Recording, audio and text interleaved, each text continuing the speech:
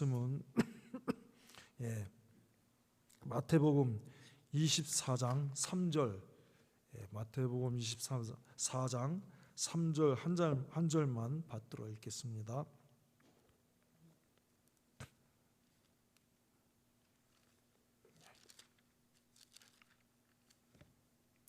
마태복음 24장 3절 한 절입니다.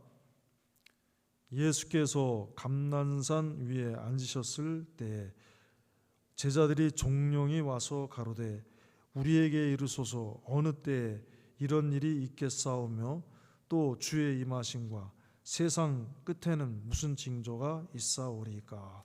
세상 끝에는 무슨 징조가 있사오리까. 영어로도 한번 같이 읽겠습니다. 같이 읽어봅시다. 마태복음 Matthew 24 verse 3입니다. 같이 읽겠습니다. 시작. As Jesus was sitting on the Mount of Olives, the disciples came to him privately. Tell us, they said, when will this happen? And what will be the sign of your coming and of the end of the age? 그래서 오늘 말씀의 제목은 세상 끝에는 무슨 징조가 있사오리까. 그래서 세상 끝의 징조 이렇게 정했습니다. 같이 하겠습니다. 세상 끝의 징조. 세상 끝의 징조. 세상 끝을 한자 말로 뭐라 그래요? 말세라 그랬어요. 끝 말자에다가 세상 세자. 그래서 말세. 징조는 뭐냐면 signs. 징조. 징조가 있단 말이에요. 사인이 있단 말이에요. 예수님은 우리가 살고 있는 이 시대가 어떤 시대인지 이 세대를 분별하는 그런 성도가 되기를 원하십니다. 그냥 막 사는 것보다, 아무런 생각 없이 사는 것보다 이 세대가 돌아가는 것, 또 이 시대에 되어지는 모든 일들을 보고 이 시대에 어떻게 내가 하나님을 섬겨야 될까, 그렇게 분별할 줄 아는 그리스도인이 되기를 원하십니다. 그래서 마태복음 16장 2절 3절에 예수께서 대답하여 가라사대 너희가 저녁에 하늘이 붉으면 날이 좋겠다 하고 아침에 하늘이 붉고 흐리면 오늘은 날이 굳겠다 하나니 너희가 천기는 분별할 줄 알면서 시대의 표적은 분별할 수 없느냐. 우리 각 지역마다 날씨를 분별하는 그러한 그 사인들이 있는데 이스라엘 사람들은 저녁 때에 막 이렇게 하늘이 붉으면은 이제 날씨가 내일 날씨는 좋겠구나 이렇게 알고 있는 것 같아요. 또 반대로 똑같이 붉은 건데 아침에 붉으면 붉고 흐리면 오늘 날씨는 안 좋겠구나 이렇게 안다는 것입니다. 그러면서 주님 말씀하시기를 너희가 천기는 분별할 줄 알면서 시대의 표적은 분별할 수 없느냐. 그러니까 우리가 이 세상 일 것만 분주히 따지고 이렇게 해서 세상 일에 대해서는 잘 아는데 하나님이 역사하시는 그런 것을 깨닫지 못하고 그런 데에 대해서 눈이 어두워져 있고 심령이 어두워져 있으면 그것은 잘못된 것이라는 거예요. 그래서 예수님 믿는 우리는 세상 일만 잘 계산하고 따지고 이것만 하지 말고 이제 하나님 이 시대에 어떻게 역사하시나, 주님이 얼마나 가까이 오셨는가, 이런 것들을 좀 이렇게 분별할 줄 아는 영적 눈을 가져야 된다 하는 것입니다. 그래서 예수님이 이제 마지막 때에 되어질 7가지 징조를 말씀하셨어요. 마지막 때에 제자들이 질문했어요. 주님, 세상 마지막 때에는 무슨 징조가 있습니까? 하니까 그 징조가 몇 가지인지 7가지를 말씀하셨는데, 첫째는 스스로 자칭 내가 예수님이다, 내가 예수다, 내가 그리스도다, 내가 메시아다, 막 이런 사람들이 많이 나타나서 사람들을 유혹한다는 거예요. 자기를 믿고 자기를 따라오라 이렇게 해서 막 욕심을 내서 자기가 막 이렇게 높아지고 그리스도 아닌데, 예수님 아닌데 예수님처럼 막 이렇게 사람들을 속인다는 거예요. 그래서 4절 5절입니다. 같이 읽겠습니다. 시작. 예수께서 대답하여 가라사대 너희가 사람의 미혹을 받지 않도록 주의하라 주의하라. 많은 사람이 내 이름으로 와서, 내 이름이 예수님 이름 와서 이르되 나는 그리스도라 하여 많은 사람을 미혹해 하리라. 그러니까 여러분, 이제 우리가 교회에 하나님의 종들이 많지요. 다 하나님이 세우신 종들입니다. 그런데 그 중에는 어떤 사람들이 막 자기를 막 높여서 자기를 예수님처럼 높이는 사람도 있을 수가 있어요. 그러면 그거는 잘못된 거라는 거예요. 그래서 뿐만 아니라 은근히 그런 사람도 잘못됐는데 아예 노골적으로 자기가 무슨 구세주가 되는 것처럼 이래갖고 뭐 자기가 하늘 아버지다, 또 하늘 어머니다 막 이러고 주장하는 사람들이 있는데 많은 사람들이 그런 사람들을 갖다가 쫓아다녀요. 참 이상하죠? 왜 그렇습니까? 왜 그러냐 하면은 하나님의 말씀을 읽지 않고 하나님의 말씀을 바로 깨닫지 못하고 그렇기 때문에 그런 거예요. 그러니까는 나사렛 예수 그리스도, 2000년 전에 오신 나사렛 예수 그리스도 외에는 다른 그리스도가 우리에게 없습니다. 이제 예수님은 이제 다시 오시는데 어떻게 오시느냐? 빛이 동해에서 서로 번쩍인 것 같이 모든 사람들이 다 알도록 임하시는 거예요. 어떤 지역에, 한 지역에 제한적으로 오시는 게 아니라 온 우주 만물이 다 아시도록 주님이 오시니까 첫째는 이런 일에 속지 않도록 해라 하는 것입니다. 가짜 그리스도가 많이 나타. 두 번째는 뭐냐?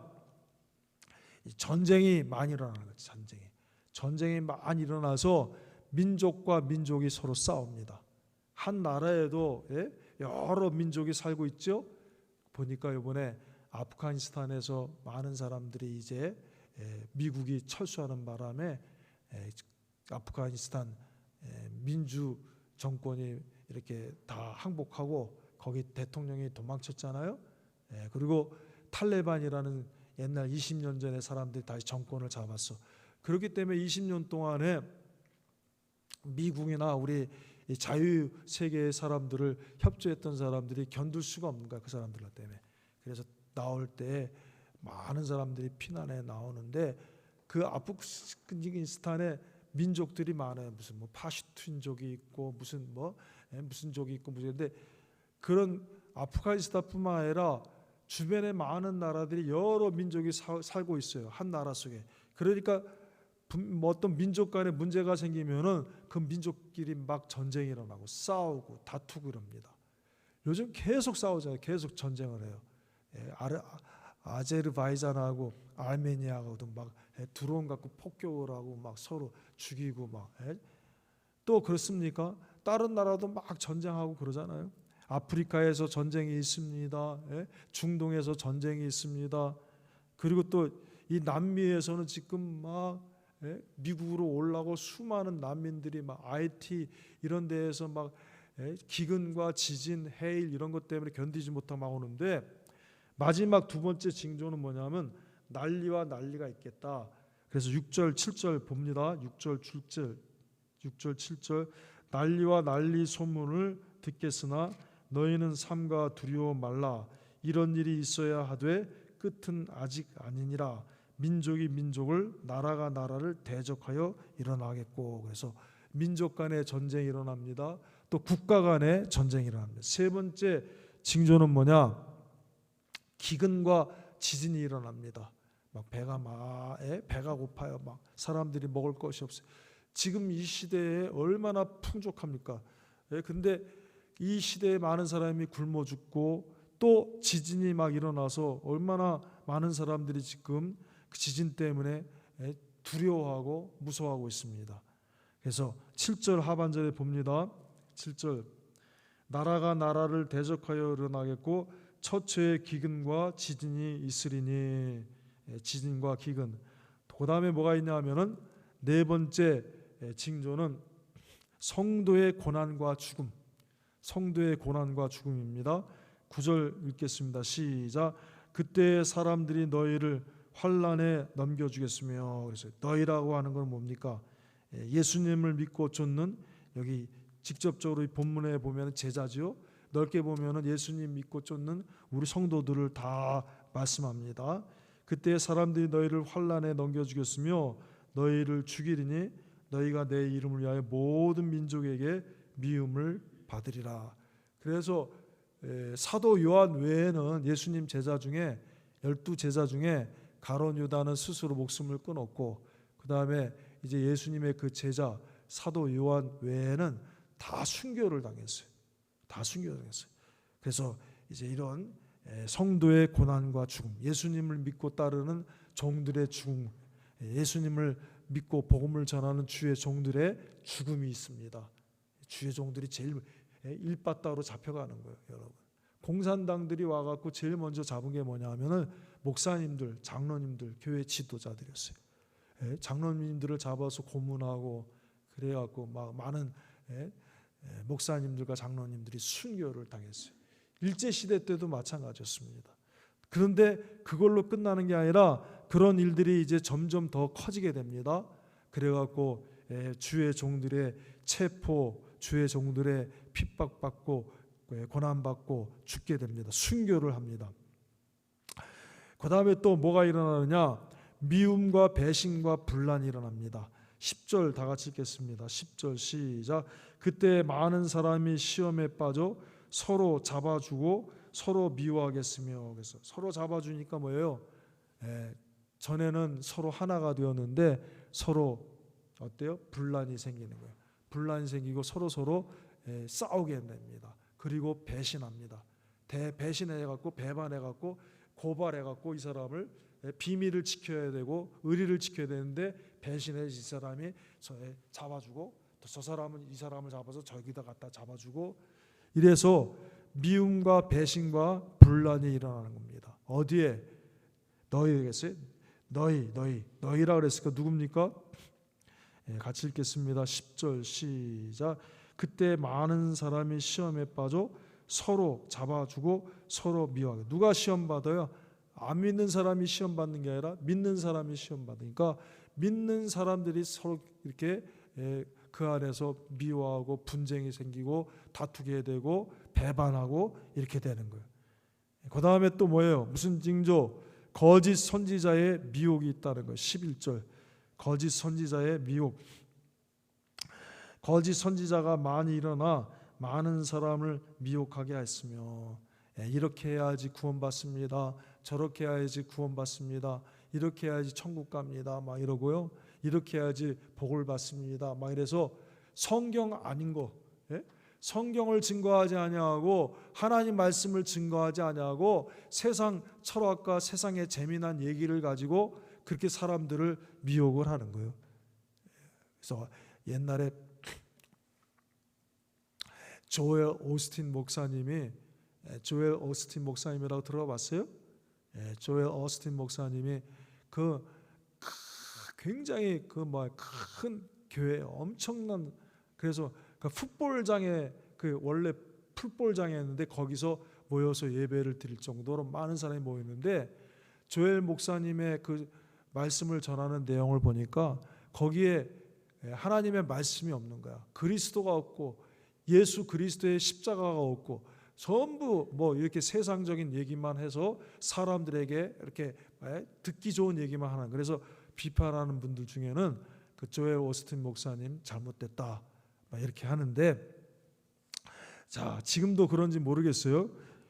그와 같이 여러분, 이제 거짓 선지자들아 뭐냐 하면은 신구약 66권의 하나님의 말씀만을 전해야 되는데 이 말씀을 전하지 아니하고 사람들 듣기 좋은 얘기로 사람들을 유혹하는 거예요.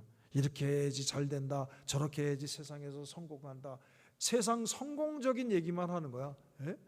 하늘에 대한 소망에 대한 말씀과 하나님에 대한 믿음의 말씀을 전하지 아니하고 이렇게 해야지 축복받고, 이렇게, 물론 축복이 있죠. 하나님의 말씀에 축복이 없는 거 아닙니다.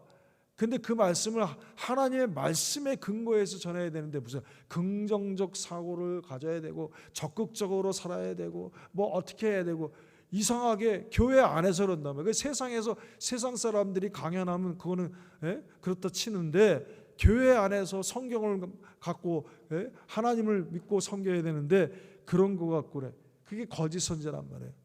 이래야지 잘 되고 저렇게 해야지 저래고 이렇게 해야지 세상에서 성공하고 복 받는다. 그것만 전해요.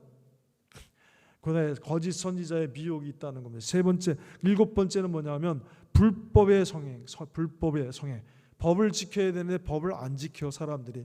법대로 살아야 되는데 다 자기 마음대로 살라고 하고 자기 뜻대로 살라고 하고 뭐가 틀리면은 자기 마음에 안 맞는다고 하면은 안 나오고 협조를 안 하고 거기 그냥 자기가 갖고 있는 책임도 다 버려버리고 책임 무슨 이러니까 이 법이 소용이 없는 거예요.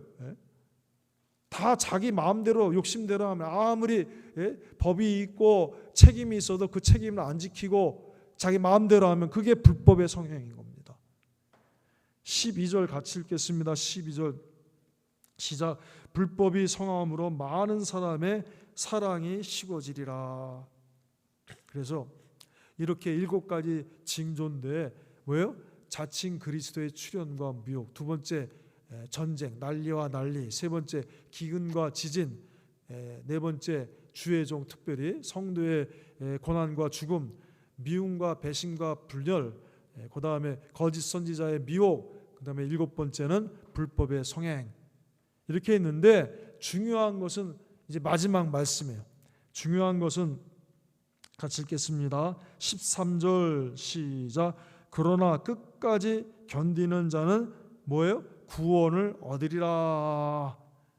여러분 모든 사건에는 시작이 있고 과정이 있고 뭐가 있어요? 결론이 있어요. 결말이 있습니다. 때도 마찬가지입니다. 시작의 때가 있고 진행의 때가 있고 마지막 결론의 때가 있는 거예요. 그러니까 주님 말씀하신 건 이런 끝까지 견디다. 끝까지 견디면은 구원을 얻으라는 거는 그 시간 이렇게 참 마지막 시대에 많은 어려움이 찾아오는데 그게 계속되는 게 아니라 그게 정한 때가 있다는 거예요. 정한 때까지 견디면 된다는 거예요. 그럼 정한 때까지 견디는 건 무슨 뜻이냐? 끝까지 견디는 것은 정한 때가 있다는 거예요. 그래서 구약에도 보니까 구약에도 하나님이 이제 환란의 때에 대해서 하나님이 다니엘에게 보여주시고 말씀하셨어요. 다니엘서를 보면은 이렇게 많은 그 12장으로 되어 있는데 그 내용을 보면은 예언 내용이 많이 나와요. 그 환란과 어려움, 바벨론의 포로로 잡혀갈 성도들의 모습, 고난 중에 있는 성도들의 모습을 통해서 마치 신약의 마지막 때에 말세를 사고 있는 우리 성도들이 어떻게 하나님을 섬겨야 될까 하는 것을 보여주시는 말씀이 구약의 다니엘이에요. 그러니까 다니엘서 어쩌보면 신약의 계시록과 같아요. 구약의 계시록과. 근데 그 다니엘 때에 하나님이 앞으로 되어질 여러 나라의 그 세계의 모든 것들을 보여주시면서 때를 말씀하시는데 마지막에 뭐라고 그러냐면은 이렇게 말씀하세요. 다니엘서 12장 11절 12절 같이 읽겠습니다. 다니엘서 12장 11절과 12절 말씀입니다. 같이 읽겠습니다. 시작. 매일 드리는 제사를 폐하며 멸망케 할 미운 물건을 세울 때부터 1290일을 지낼 것이요 기다려서 1335일까지 이르는 그 사람은 복이 있으리라. 이렇게 하나님이 다니엘에게 이 때에 대해서 말씀하신 것과 같이 주님이 끝까지 견디라는 것은 마지막 때에도 때가 있다는 거예요. 우리에게 찾아오는 그 환난과 고난과 어려움이 무한정 계속되는 게 아니라 마치 1290일까지 기다리고 그 다음에 1335일까지 견디는 자는 복이 있으리라 한 것 같이 그 마지막 때까지 끝까지 그 어려운 거 끝까지 기다리면은 그 정한 때까지 기다리면은 된다는 거예요, 여러분. 또 끝까지 견딘다 하는 것은 무슨 뜻이냐면은 끝까지 견딘다는 건 첫째는 정한 때가 있다는 말씀이요. 끝까지 견딘다는 것은 어떻게 견디는 거예요? 마음과 뜻과 성품과 힘을 다하여서 하나님을 믿고 의지하고 사랑하고 하나님을 더 붙들고 말씀 붙들고 그렇게 살아라 하는 뜻이에요. 그게 끝까지 견딘다는 게 그냥 가만히 견디는 게 아니에요. 그냥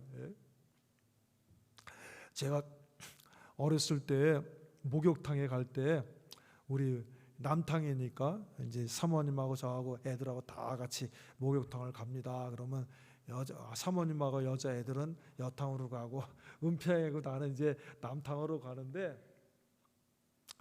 내가 이제 남탕에 뜨거운 물에 똑 들어 물이 뜨거워요. 뜨거운데 어린 아이들 들어오라고 그러면 그거 힘들잖아. 근데 이제 몸은 불려야 돼. 때를 불려야 되니까 또 안 들어올 수도 없고. 그래서 은평이 보고 야야야야 들어와라. 뜨거워갖고 안 들어오려고 그래요. 안 들어오려고. 4-5살 5-6살 됐으니까 안 들어오려고 그래. 저기 그 차가운 물 냉탕에 거기 가서 애들하고 막 수영식 그것만 좋아하는 거야. 근데 그러면 안 되니까 때를 못 미니까 일로 와라 그래갖고 딱 하는데 뜨거워서 죽으려고 그러는데 나는 계속 더 들어가 목까지 쑥 들어가 그래갖고 왜 그랬어요? 야, 그러면서 뭐라냐 인내심을 가져야 돼 그랬는데 가만히 생각해 보면은 이제 바꿔서 생각해 보면은 걔가 얼마나 그때 힘들었을까. 근데 여보세요. 자 보세요. 그렇게 끝까지 참아야 되는데 그냥 가만히 거기서 참고 있는 게 우리가 가만히 있는다고 참는 게 아니라 오늘 주님 말씀하신 거는 뭐냐면 끝까지 참으라 하는 거 거기에는 무슨 뜻이냐면 요 뜻이 있단 말이에요. 마음과 뜻과 성품과 힘을 다해서 하나님을 사랑하고 의지해야 된다는 거예요. 그래서 신명기 6장 4절 5절입니다. 이게 끝까지 참는 거예요. 같이 읽겠습니다. 시작.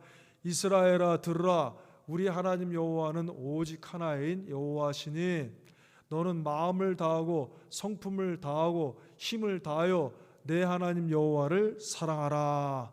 마음과 성품과 힘을 다해서 하나님을 사랑하고 의지하는 이것이 끝까지 견디는 거야.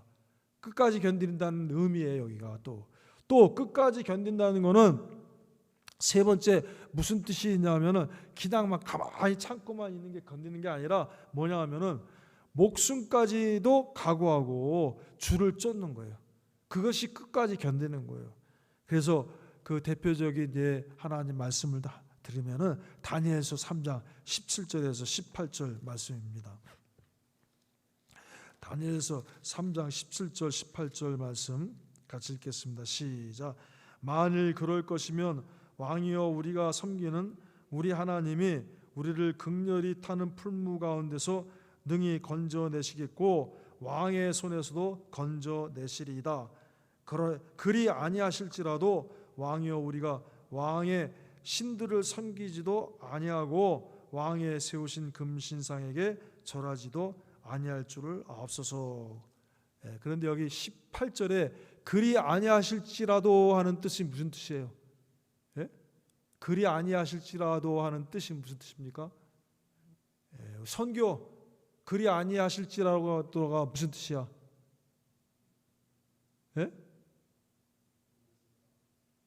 그러니까 자 보세요. 이제 얘기할 테니까 잘 들어요. 자, 이게 17절, 18절 그 앞에 내용은 뭐냐면은 이제 두라평지에 금신상을 세워놓고 여기다 다 절해라. 절하지 않으면은 저기 막 그 풀무불 용광로에 집어넣겠다 그래. 들어보세요. 빨갛게 타네. 거기다 집어넣겠다 그래. 그랬는데 이제 그 오케스트라가 막 이제 신호를 주는 거야. 그러면 다 거기다가 신호 나올 때 같이 절을 해야 되는데 지키고 있던 군인들이 보니까 거기서 세 청년이 딱 걸렸어. 안에 그게 누구예요? 하나냐와 미사엘과 아사라잖아. 그래서 잡혀갔어요. 왕 앞에 끌려갔더니 왕이 뭐라 하냐면은 야 내가 다시 한번 기회를 주고 아무나 못 주는 거야 이거. 한 번만 더 줄게. 한 번만 국가적인 행사인데 무슨 다시 음악을 불고 또 다시 해. 근데 한 번만 특별히 기회 주니까 해. 그랬더니 안 한다고 그런 거야. 안 한대. 우리 안 합니다. 안 하는데 왜 안 하느냐? 하나님이 우리를 구출해 내실 겁니다. 그러면서 18절에 뭐라고 하냐면 한 걸음 더 나가서 그리 아니하실지라도 그러니까 그게 무슨 뜻이에요? 승엽이 죽어도 거기서 그냥 하나님이 구하시긴 구하실 텐데 만약에 하나님 안 구하셔도 그건 하나님 뜻입니다. 구하든지 안 구하든지 하나님 마음이지 우리 마음 아닙니다. 근데 우리 첫째 믿는 거는 우리가 거기 들어가도 하나님이 얼마든지 구원하실 수 있습니다. 그런 전능자심이 우리가 믿습니다. 그런데 하나님의 뜻이 우리는 모릅니다. 거기서 그냥 죽어도 그래도 우리는 이 우상에게는 절하지 않겠습니다. 왜? 하나님 하지 말라 그랬으니까. 하나님이 하지 말라는 거 내가 지키면서 죽어도 상관없습니다. 하나님 말씀 지키는 게 더 중요하지 내 목숨보다 그게 더 중요합니다. 우리 목숨보다 더 중요합니다. 그러니까 그리 아니하실지라도 하는 게 무슨 뜻이라고? 죽어도 괜찮습니다는 거예요. 이게 끝까지 가는 거야. 이게 끝까지 가는 거야. 끝까지. 그러니까 여러분 예수님 말씀하신 오늘 본문의 말씀 13절 다시 한번 보세요. 마태복음 24장 마지막 때에 이런 징조가 있는데 이런 징조가 있을 때 끝까지 정한 때가 있다는 거예요. 그 정한 때가 있다. 두 번째는 마음과 뜻과 성품을 힘을 다해 끝까지 하나님을 사랑하는 거. 끝까지는 뭐냐? 목숨까지도 각오하고 줄을 쫓는 게 그게 끝까지 따르는 거예요. 그래서 13절 한번 다시 읽겠습니다. 시작. 그러나 끝까지 견디는 자는 구원을 얻으리라. 자, 예수님께서 말씀하셨어요. 너희들이 이 세대가 어떤지를 분별할 줄 아는 영적인 눈이 있어야 된다. 시대를 볼 줄 아는 시대를 파악하고 주님이 얼마나 가까이 오셨는지를 보고 깨달는 그 영적인 눈이 있어야 된다고 말씀하셨잖아요. 예수께서 대답하여 가라사대 너희가 저녁에 하늘이 붉으면 날이 좋겠다 하고 아침이 하늘이 붉고 흐리면 오르는 날이 굳겠다 하나니 너희가 천기는 분별할 줄 알면서 시대의 표정은 분별할 수 없느냐 하면서 예수님이 제자들에게 마지막 때 세상 끝에는 무슨 일이 있습니까 했을 때 이런 7가지 징조들이 나타난다 말씀하셨는데 한번 이 말씀을 따라서 한번 판단해 보세요. 지금 이 7가지들이 많이 일어나고 있어요? 안 일어나고 있어요? 많이 일어나고 있어요. 많이 일어나고 있다는 건 무슨 뜻입니까? 세상 마지막 때라는 거예요. 누가 오실 때가 가까운 거예요? 예수님이 오실 때가 가까웠다는 거예요. 그러므로 우리는 이 세대를 분별하고 마지막 때인 줄 알아서 더욱 하나님을 믿고 의지하며 기도하고 감사하는 우리가 되어야 됩니다. 하나님은 우리의 피난처가 되십니다. 하나님께 더 나아가고 이럴 때일수록 하나님께 더 나아서 예배드리고 찬송하고 기도하고 찬양드리고 이래야 돼. 게을러지면 안 됩니다. 하나님이 피난처시기 때문에 하나님은 우리의 피난처시요 힘이시니 환난 중에 만날 큰 도움이심이라. 이 마지막 때 이렇게 무서운 일이 일어날 때 누가 도와줘야 돼요? 하나님이 도와주시고 하나님이 지켜주셔야 되니까 자꾸 하나님 앞에 예배드리는 거 빠지면 안 돼요. 자꾸 예배드릴 때 나와서 하나님께 예배드리고 찬송하고 기도해야 되지. 너는 내게 부르짖으라 내가 내게 응답하겠고 내가 알지 못하는 크고 비밀한 일을 내게 보이리라. 막 찬송하고 기도하고 예배하고 깨어있으면 주님이 가까우시는 것을 분명히 깨닫게 해준단 말이야. 그러므로 기도를 항상 힘쓰고 기도에 감사함으로 깨어있으라. 깨어있어야 기도로 힘쓰고 기도에 깨어있읍시다. 아무것도 염려하지 말고 오직 모든 일에 기도와 간구로 너희 구할 것을 감사함으로 하나님께 아뢰라. 끝까지 견디면은 기도하고 참고 하나님 의지하고 끝까지 목숨을 내고 나가면은 끝까지 견디는 자는 구원을 얻으리라. 누가 구원해 주세요? 주님이 오셔서 우리를 붙잡아 주시고 구원해 주시는 것입니다. 그러므로 우리 다 같이 하나님 앞에 기도합시다. 우리의 생사화복을 주권하시는 하나님입니다. 모든 만물을 주권하십니다. 같이 기도합시다. 세상 끝에 징조, 세상 끝에는 어떤 일이 있겠습니까? 말세의 징조를 물어봤을 때 주님이 가르쳐 주셨습니다. 이것을 보고 이 세대를 분별할 수 있는 우리가 되게 하시고 이 세대를 분별하고 깨어서 더 주님을 의지하고 끝까지 견디는 자는 구원을 얻으리라고 했사오니 주여 끝까지 그 정할 때에 끝까지 견디게 하여 주옵시고 하나님 끝까지 마음과 뜻과 성품과 힘을 다하여 주님을 쫓는 자 되게 하여 주시고 끝까지 목숨까지도 각오하고 주를 쫓는 우리가 되게 해 주시옵소서. 그리하여 말세의 마지막 때에 주님 오셔서 우리를 붙들어 주시고 주님의 말씀하신 말씀대로 끝까지 견디는 자는 구원을 얻으리라, 이 말씀의 은혜를 받는 저희들이 다 될 수 있도록 함께하여 주시고 우리 그랜폭스 모든 소망교회 성도들이 되게 하시고 이 종이 되게 하여 주시옵소서. 예수님의 이름으로 감사하며 기도하옵나이다. 아멘. 다 같이 일어나서 찬